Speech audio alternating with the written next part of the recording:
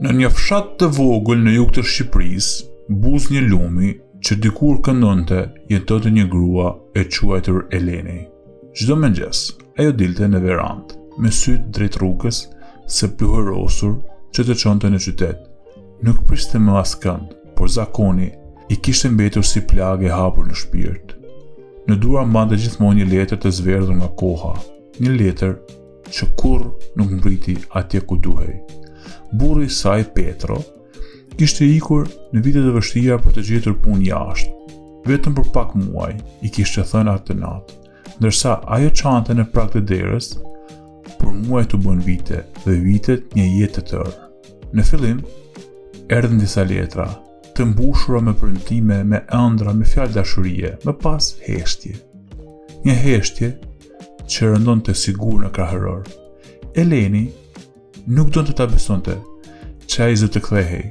Çdo ditë mante ndezur dritën e vogël të dritarja, që nëse ai kthehej ndonjë natë vonë, të gjente shtëpinë. Por vitet kaluan. Drita u bë pjesë e kujtesës së fshatit.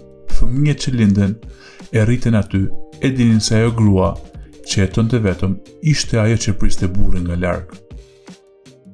Një ditë, postieri i vjetër i fshatit solli një zarf pa adresë të kthimit. Ishte një letër e ardhur nga një vend i huaj, me vulë të zbehur. Në letër, Petro i kërkonte falje. Kishte qenë i semur, kishte humbur gjithçka dhe kishte shkruar shumë herë, por asnjë letër nuk kishte mbërritur. Kjo ishte letra e fundit, por Eleni nuk e lexoi kurrë. Ajo ndroi jetë një ditë para se letra të vinte. Në dhomën e saj, pranë dritarës, gjeti një kuti të vogël druri. Brenda ishin të gjitha letrat e vjetra, një shall i burrit të saj dhe një copë letër e grisur ku ishte shkruar me dorë që dridhej.